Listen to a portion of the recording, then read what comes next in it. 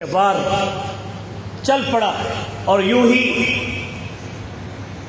سیدنا علی مرتضیٰ شہید کر دیے گئے۔ آج بھی وہ سرائی اپنی ان کاوشوں میں اور سازشوں میں مصروف عمل ہیں کہ وہ کسی اسلامی اسٹیٹ کو، اسلامی حکومت کو وہ ترقی روئے ترقی نہیں دیکھنا چاہتے۔ بالخصوص ایٹمی پاور ملک پاکستان کو بدنامی کا شکار کر رہی ہے۔ یہ ایک بہت بڑا ایک منصوبہ ہے جو عالم اسلام کی ایسی ریاست کہ جو نظریے کی بنیاد پر، اسلام کی بنیاد پر، کلمہ توحید کی بنیاد پر دو قومی نظریوں کی واضح قائد اعظم محمد علی جناح رحمہ اللہ کے اس ارشاد کے مطابق اور یہودیوں کی ناجائز اولاد اور ناجائز ریاست اسرائیل کو للکارتے ہوئے اس ملک پاکستان کے وجود کی بنیاد ڈالی گئی۔ ہم اس پر خوش ہیں، ہم فخر کرتے ہیں کہ ہم ایک ایسی ریاست میں ہیں کہ جس کی بنیادوں میں شہداء کا خون ہے، اور انہی شہداء کے خون سے یہ جو بلڈنگ اور عمارت پاکستان کی قائم ہے، اللہ کی قسم اس کو کوئی بھی منہدم نہیں کر سکتا۔ جو بھی میلی آنکھ اٹھائے گا اللہ اس کی آنکھ بھی توڑ دے گا، جو ہاتھ بھی اٹھے گا اس ہاتھ کو بھی توڑ دیا جائے گا، جو بغاوت بھی کرے گا وہ بھی برباد ہوگا، جو کسی ملک میں بیٹھ کر اس ملک کے خلاف اگر کوئی سازش کرے گا تو وہ بھی تباہ ہوگا۔ اور وقت دور نہیں کہ جب اس ملک میں اسلام کے عادلانہ نظام کو آنکھوں سے دیکھیں گے انشاءاللہ۔ میرے عزیز بھائیو اور دوستو، سیدنا علی حمزہ رضی اللہ عنہ یہ وہ شخصیت ہیں جو عبد المطلب کے بیٹے ہیں، جیسے حضور کا شجرہ محمد بن عبداللہ ہے، عبداللہ ابن عبد المطلب ابن ہاشم بن عبد مناف بن قصی بن کلاب بن مرہ بن کعب بن لؤی بن فہد بن غالب، ایسے ہی یہ سلسلہ عدنان تک اور عدنان تک یہ سلسلہ محفوظ۔ پھر اس کے بعد نسب کے درمیان عدنان سے اسماعیل تک پھر معدوم، اور پھر اسماعیل ابن ابراہیم الہ پھر آدم تک معدوم۔ یہ وہ شجرہ ہے میرے محبوب محمد مصطفیٰ کا جو امام بخاری رحمہ اللہ نے اپنی صحیح بخاری میں الجامع الصحیح کے اندر اس کو واضح طور پر لکھا ہے۔ باقی جتنے بھی شجرے جو پیش کرتے ہیں وہ احادیث سے ثابت نہیں، وہ تاریخ کا حصہ ہے۔ تاریخ سچی بھی ہو سکتی ہے، جھوٹی بھی ہو سکتی ہے، تاریخ بھی ہو سکتی ہے، کچھ تاریخ ایسی بھی سب کر دی گئی ہے کہ جس کے اندر آج بھی تاریخی ہے جو صرف چند کی سیاہی میں چھپی ہوئی ہے۔ میرے عزیز بھائیو اور دوستو، تو میں یہ کہہ رہا تھا کہ من کے پاک ہونے کی یہ دلیل ہے کہ سیدنا عباس کی فتح مکہ کے بعد مسلمان ہوتے ہیں، اور سیدنا ابو سفیان بھی فتح مکہ کے بعد مسلمان ہوتے ہیں۔ اگر کوئی ابو سفیان پر انگلی اٹھائے گا تو اس کی انگلی پھر اب عباس پر بھی اٹھے گی، اور عباس بھی حضور کے چچا ہیں، اور وہ بھی جرأت اور استقلال اور استقامت کے پہاڑ سے کہ اللہ نے جیسے ان کو وجود بامسعود عطا کیا تھا، اتنی اونچی قد کے جو گھوڑے پہ بیٹھے تو قدم پھر بھی زمین پہ لگتے تھے۔ وہ علی جو باب علی باب علم کہلاتا ہے اور حضور کا اسد اللہ کہلاتا ہے، وہی اللہ کے پاک پیغمبر نے جہاں علی شیر خدا کو اسد اللہ کہا، وہاں اللہ نے محبوب کی زبان سے جہاں خالد بن ولید کو سیف اللہ کہا، وہی اللہ کے پاک پیغمبر محبوب کریم محمد رسول اللہ صلی اللہ علیہ وسلم نے امیر حمزہ رضی اللہ عنہ کے بارے میں یہ فرمایا والذي نفسي بيده إنه لمكتوب عند الله عز وجل في السماء السابعة کہ اللہ کی قسم جس محمد کی جان اللہ کی مٹھی میں بند ہے، والذی نفسی بیدہ، اس اللہ کی قسم جس محمد کی جان صلی اللہ علیہ وسلم اللہ کی مٹھی میں ہے، اس نے یہ لکھ دیا ہے انہ لمکتوب عند اللہ، بے شک اس اللہ نے لکھ دیا ہے فی السماء السابعہ، ساتویں آسمان پر، یعنی سدرہ پر، عرش جہاں سے آگے ساتویں آسمان پر بیت المعمور، سدرۃ المنتہا ساتویں آسمان پہ، اور پھر عرش کا سایہ جنت الفردوس پہ، اور جنت الفردوس عرش کے سائے میں ہے۔ سبحان اللہ، تو عرش کے سائے میں جہاں جنت الفردوس ہے، وہاں ساتویں آسمان پر سدرہ کی اس چوٹی پر، اس درخت سدرہ پر، اس عرش کے اس پاؤں پر اللہ نے سیدنا حمزہ جو حضور کے سگے چچا حضرت حمزہ ابن عبد المطلب کا نام گرامی اسد اللہ، اللہ کا شیر، وہ اسد رسولی، اور اس کے رسول کا شیر یہ لکھ دیا ہے لمکتوب عند اللہ عز وجل فی السماء السابعہ، حمزہ اسد اللہ اسد رسولی، جو ہر خطبے میں آپ کس خطیب کی زبان سے اس حدیث کو بھی ہر روز سنا کرتے ہیں، جمعے جو خطبے کرتے ہیں۔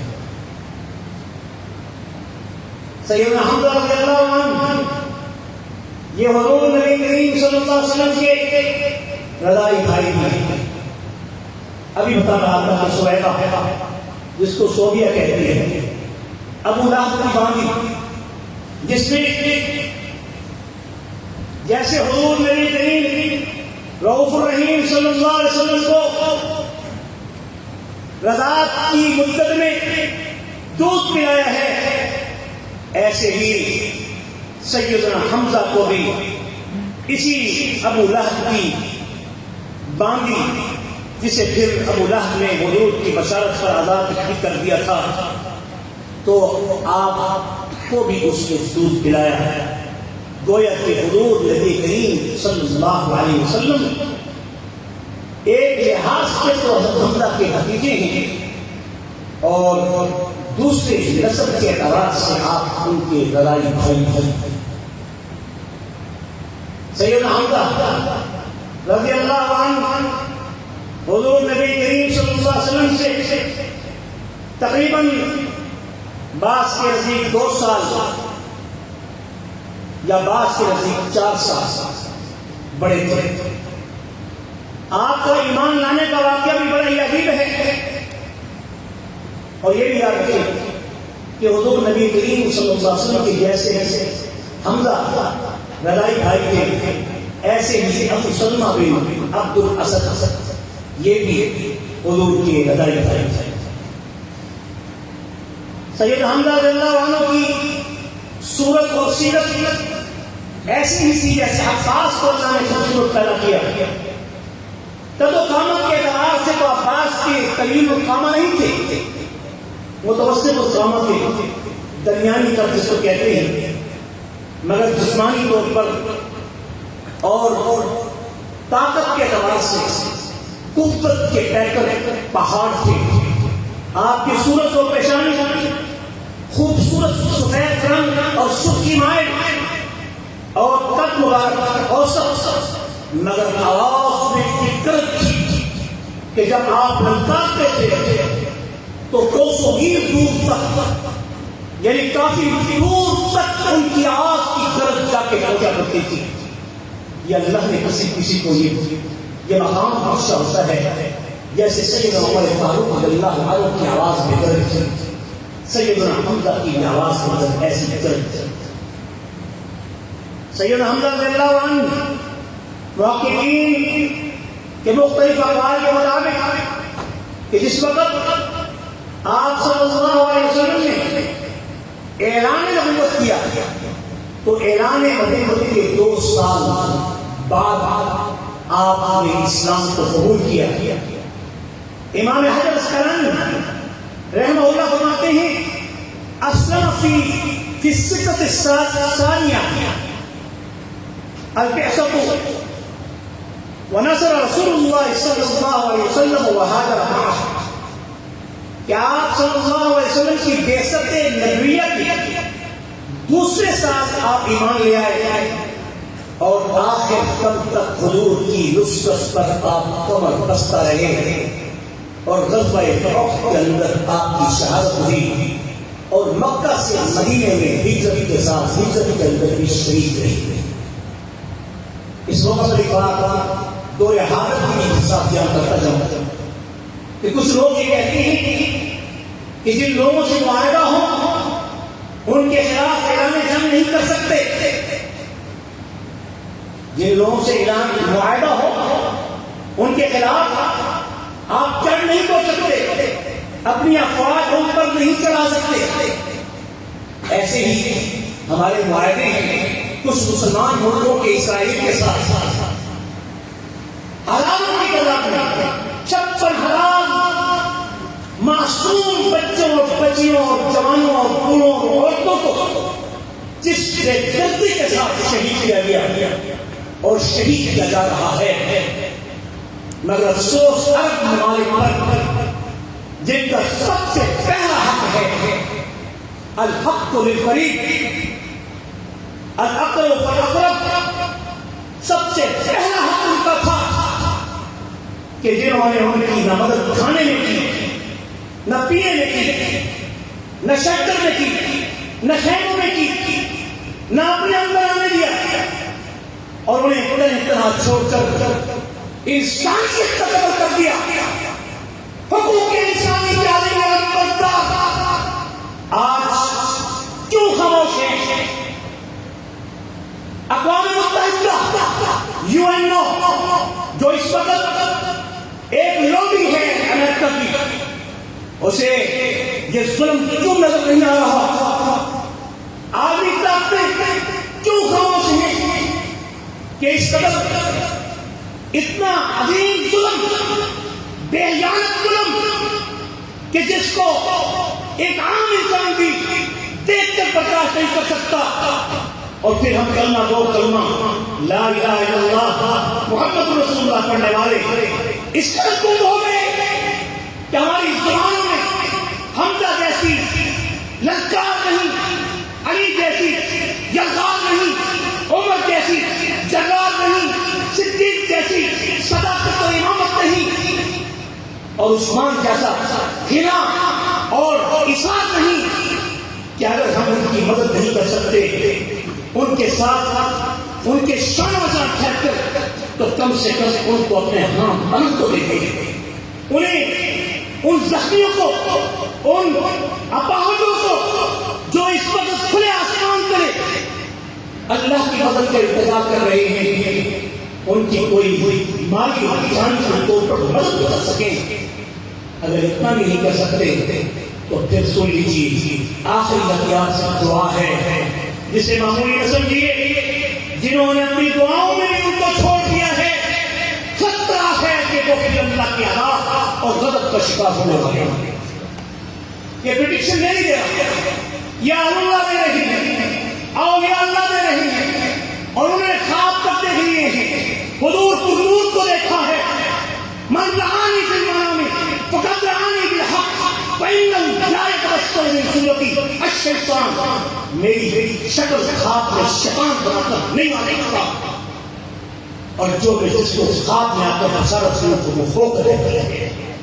آپ نے فرمایا امت مسلمہ پر بہت بڑا سوال ہونے والا ہے, امت مسلمہ پر بہت بڑا عذاب آنے والا ہے. اب بھی وارننگ ہے کہ اپنے آپ کو عذاب سے بچانا ہے تو پھر ان کی مدد کے لیے تیار ہونا ہوگا. کم از کم دل کے ارادوں سے اپنے ہاتھوں کو رات کی تہائی میں حصے کے اندر کم از کم 5 منٹ لگا کر تو اللہ سے مانگو کہ اللہ ان مظلوموں کی مدد کرو. آمین. آپ تو آمین کہتے ہیں لیکن کیسے کا شکار ہو جاؤ. میرے عزیز بھائیوں اور دوستوں، سیدنا نبی حمزہ رضی اللہ عنہ ان کے اسلام لانے کا واقعہ بھی بڑا عجیب ہے کہ ایک مرتبہ حضور نبی کریم رؤوف رحیم صلی اللہ علیہ وسلم جا رہے تھے اور ابو جہل عمرو بن حشام آ رہا تھا اور عمرو بن حشام یہ ابو جہل جو ابو الحکم کے علاقہ تھا تو رات اور انجیل کا حافظ تھا، مشرک اہل کتاب نہیں تھا، یہودی عیسائی نہیں تھا، مگر علم اس وقت بولتی بولتا تھا، ادب بولتی بولتا تھا، فلسفہ بولتی بولتا تھا، فصاحت اور بلاغت عروج پر تھی. ہر نبی کو اللہ نے اپنے اپنے زمانے کے اعتبار سے معجزے عطا کیے. اللہ نے میرے محبوب کو اس زمانے میں بھیجا جب ہر طرف فصاحت اور بلاغت کی بولتی بولی جاتی تھی، تو اللہ نے میرے محبوب کو وہ کلام اللہ عطا کیا کہ جس کے حق پر کلام کے حق جملے پر وہ انکشافات ہیں، وہ اعجازات ہیں، وہ اصرارات ہیں کہ جس کو ساری زندگی بھی پڑھتا رہے اس کے عجائبات ولا جلتزی عجائب ولا یحمد عن قصۃ الرد. یہ ایسی کلام ہے کہ جس کو بار بار پڑھنے والا اپنے نور کو بڑھاتا جائے گا، جس کو بار بار پڑھنے والا اپنے علم کو بڑھاتا جائے گا، جو اس میں تدبر کرے گا، اس میں تفکر کرے گا، اس میں تنظر کرے گا، اس کی باریکیوں کے اندر جائے گا، اس کے اندر ایکسپلور کرے گا. اللہ کی قسم اس کے عجائبات کو ختم نہیں ہوں گے. کوئی کتاب 1 بار 2 بار 3 بار پڑھنے کے بعد دل اٹھتا جاتا ہے، پڑھنے کو دل نہیں کہتا. مگر قرآن ایسی کتاب ہے کہ جس کو اگر کوئی بغیر ترجمے کی بھی پڑھے تو تاثیری کتاب کی برکت اتنی ہے، الفاظ کے اعتبار سے طاقت اتنی ہے اور اپنے اثرات کے اعتبار سے قوت اور نور اتنا ہے کہ جو بغیر سمجھے کہ جس کو پڑھے اس کے سینوں کو بھی نور نورانی کر دیتی ہے، اس کے چہرے کو بھی نورانی کر دیتی ہے. اس میں کوئی شک ہے. حضور پڑھ رہے تھے قرآن کی آیت، تلاوت کرتے ہوئے چل رہے تھے کہ اس بدبخت کو گوارا نہ ہوا، برداشت نہ کر سکا کہ میرے عادت کے مقابلے میں حضور کیا پڑھ رہے ہیں. اس کو دل کر حسب من انفسہم، ورنہ یہ وہی شخص ہے کہ جو رات کو اٹھ کر چپکے سے قرآن کو سنا کرتا تھا. یہ وہ شخص ہے اگر اس کا من پاک ہوتا تو ابو سفیان بھی رات کو اٹھ کے حضور کا قرآن سنا کرتے تھے. ان کے من میں پاکی تھی، اللہ نے اسلام قبول کرنے کی توفیق بخشی کہ جس سال عباس کچا اسلام لائے فتح مکہ کے بعد اسی سال ابو سفیان بھی ایمان قبول کرنے والے ہو گئے. اور ابو سفیان ایمان قبول کرنے سے پہلے اپنی بیٹی میں نور کے ہاتھ میں دے چکے تھے. اور ایک بات اور بتاؤں، حمزہ کے اس واقعے سے سبق ملے کہ جن کے ضمیر پاک ہیں، جن کی سوچ پاک ہے، جن کے دلوں میں کسی سے بغض نہیں، کیونکہ حضور نے فرمایا مومن وہ ہے لا بالطعن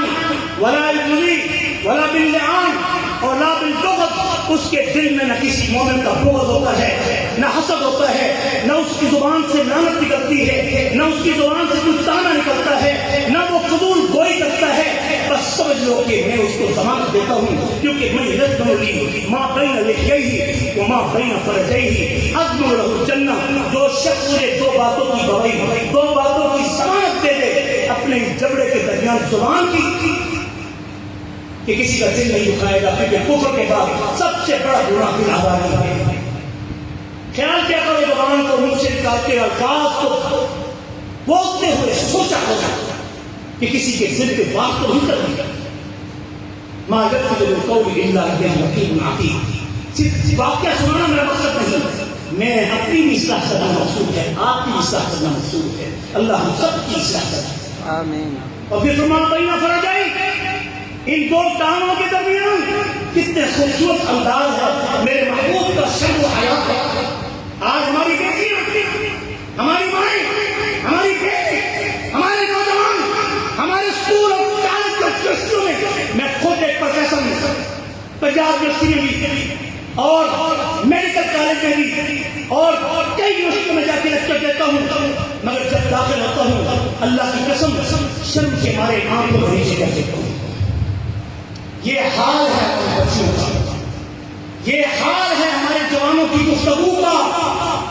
جو میاں بیوی آپس میں گفتگو چپکے سے کرتے ہیں، جن کو عمل عام گفتگو کا حق حاصل نہیں ہے۔ میاں بیوی جو ایک دوسرے کے لباس،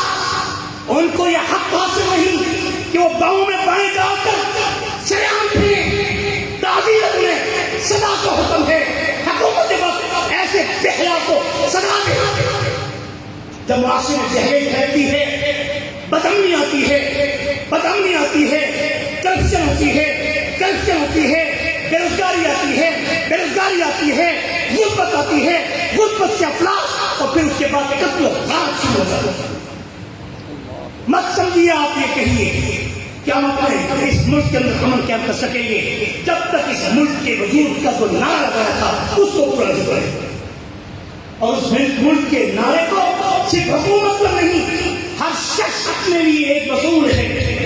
ہر شخص سے اس کے بارے میں، اس کی ماتحت، اس کی رعایا کے بارے میں پوچھ گچھ ہوگی، باپ سے اس کی اولاد کے بارے میں، ماں سے اس کی بیٹی کے بارے میں، کسی ادارے کے مدیر سے اس کے ماتحت، اس کے ملازموں کے بارے میں، نوکروں کے بارے میں، خاتموں کے بارے میں، حکمرانوں سے اس کی رعایا کے بارے میں ایک ایک کے حساب کو چکانا ہوگا۔ میں یعمل مثقال ذرۃ خیرا یرہ ومن یعمل مثقال ذرۃ شرا یرہ۔ یہ تو مذاق نہیں ہوگا، عدالت خداوندی ہوگی، ہر ایک کا حساب چکا کر ہی جنت میں داخل کیا جائے گا۔ حمزہ رضی اللہ عنہ کہ اسلام لانے کے اس واقعے سے بڑے ہی خوبصورت عبرت کا ایک واقعہ بنی ہوتا ہے۔ میں بات ختم کرتا ہوں، بات کچھ زیادہ ہو گئی ہے۔ کہ سید حمزہ رضی اللہ عنہ کہتے ہیں کہ جب مجھے پتا چلا کہ ابو جہل نے حضور کے اس قرآن پڑھنے پر اپنی فصاحت و بلاغت کے نشے میں حضور کو پتھر دے مارا اور آپ کے سر سے خون کا فوارہ اٹھا، ہائے وہ بدبخت آدمی تھا، اتنا عظیم بدبخت جس نے حرم کی سرزمین پر بیت اللہ کے اندر حضور کے سر پر پتھر مارا اور خون نکلنے لگا۔ حضرت حمزہ کا معمول تھا وہ شکار پر جب جاتے تھے، اس وقت شکار پر ہی گزارا اوقات ہوتا تھا۔ وقت نہیں میں بات نہیں کروں کہ شکار خدمت کس طرح ہے اور کیا ہے، اس کی عزت و حرمت اور بحث تو کیا ہے، کیا حکم ہے، قرآن نے کیا کہا ہے۔ وہ حرم شریف میں سب سے پہلے آ کر یہ دیکھیں اس وقت جبکہ وہ کفر پر تھے، اور آج مسلمان سفر میں جاتا ہے مسجد میں نہیں آتا، حالانکہ حضور کا ارشاد ہے جب سفر سے واپس آؤ سب سے پہلے مسجد میں جا کر قدم رکھو، من دخلہ کان آمنا، کہ تم سفر کی صحبتوں سے سب سے پہلے امن کے گھر میں، گھر بیت اللہ کی طرف، مسجد اللہ کی امن کی جگہ ہے، اس میں داخل ہو کر اپنے آپ کا امان میں لے لو، امان میں لے لو۔ اور میں نے دیکھا ہے جو پہلے آ کے مسجد میں داخل ہوتے ہیں چہرے کی 2 رکعت نہیں پڑھتے، دعا کر کے پھر گھر میں داخل ہوتے ہیں، ان کے گھر میں پڑھتے ہی پڑھتے رہتے ہیں۔ تو حمزہ ایسی معمول کے مطابق آئے، جیسے ہی حرم میں 2 رکعت پڑھنے لگے تو ایک شخص ان کو ملا، عبداللہ بن جدعان، اس کی ایک لوڑی وہ کھڑی تھی، اسے پتا تھا کہ حضور کے ساتھ ایسا معاملہ ہوگا۔ دل میں تو یہ لوگ محبت کرتے تھے مگر کچھ کر نہیں سکتے تھے۔ اس نے جو پتا ہے آپ کے بھتیجے کے ساتھ کیا ہوا، کہا کیا ہوا، مختصر جب یہ جانچ لیا تو اسی حالت میں اس قدر ان کے اندر آگ لگی، اور حمزہ رضی اللہ عنہ اس وقت تن بدن کی اس آگ کو انتقامی جوش کے ساتھ سیدھے ابو جہل کے پاس جاتے ہیں جو بیت اللہ کے اندر بیٹھ کر اپنے سرداروں میں براجمان ہوتا ہے، اور اس وقت جا کر حضرت حمزہ رضی اللہ عنہ اپنی کمان جس کے ذریعے وہ شکار کر کے آ رہے تھے اس کمان کو زور سے اس کے سر سے مارتے ہیں کہ جیسے فوارہ میرے محبوب کے سر سے خون کا، ایسے ہی ابو جہل کے سر کو میں پھوڑ کر اس کا خون نکالا۔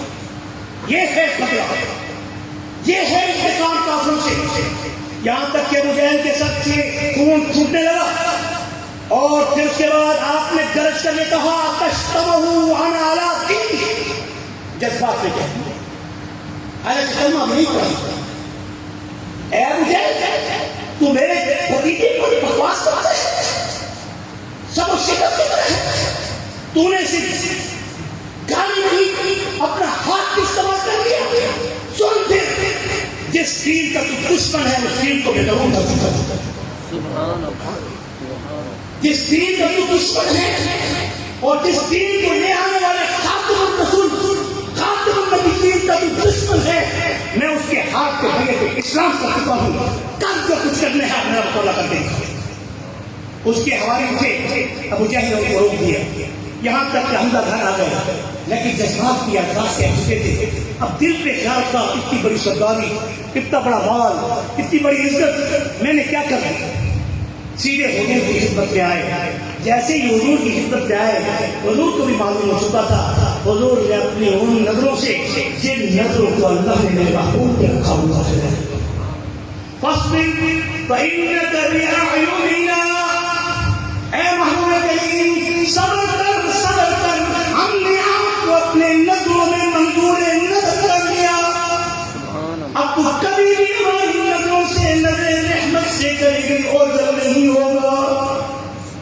یہ حضور کو اللہ کی طرف سے تسلی ہے. اور کہہ دو امت کو بھی جس پر آپ کی نظر شفقت ہوگی جیسے رب کی مجھ پہ نظر شفقت ہے، اے صحابہ کی جماعت تم سب کے سب جیسے میں منظور نظر خدا بندی ہوں، تم منظور نظر حبیب ہو. جو منظور نظر حبیب ہوتا ہے وہ منظور خدا ہوتا ہے. اس سے کہا رضی اللہ عنہ. خبردار کسی صحابی کے بارے میں زبان درازی کرنے سے پہلے سوچنا کہیں ایسا نہ ہو کہ تمہارا حشر قانون اور امان کے ساتھ ہو. بہرحال حضور نے نظر شفقت سے جب حضرت حمزہ کی طرف دیکھا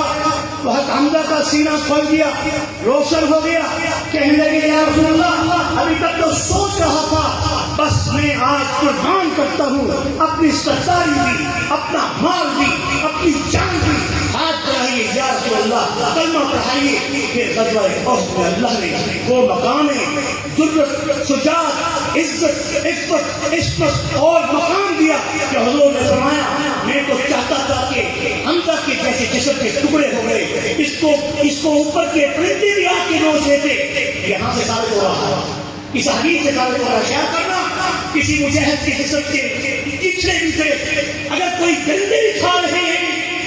روزے قیامت حضور کی حدیث کا مصداق ہوئے. میں تو چاہتا تھا کہ حمزہ کے جسم کے چتھروں کو وہ آسمان کے پرندے اٹھا لے جاتے اور روزے قیامت آسمانی پرندے یہ حیوان بھی میرے حمزہ کی شہادت کی گواہی دیتے. مگر کیونکہ خود خاندان قریش اس کو برداشت نہیں کر سکتا، اس لیے اسے دفنایا بھی جائے گا اور دفنایا بھی جائے گا. میرے اپنے بھائی اور دوستوں، یہی وہ دن تھا 15 شوال جس میں امیر حمزہ رضی اللہ عنہ کی شہادت ہوئی اور ان کا نام اللہ نے آسمان مولا پر. ابھی تو بہت سے ان کے فضائل کی باتیں تھی، بہت سی ان کی باتیں تھی کہ لمکتوب عند اللہ عز وجل فی السماء السابعہ حمزہ اسد اللہ و اسد رسول. 7ویں آسمان پر اللہ نے حمزہ کو اللہ کا شیر اور رسول اللہ کا شیر لکھ دیا ہے. اللہ کرے اللہ ہم سب کو اپنے راستے میں اپنا شیر بنا کر دشمنوں کے لیے، ہمیں سیسا دیوار بنا کر مظلوم فلسطینیوں کی مدد کے لیے ہم سب کو دکھا دے. آمین ثم آمین.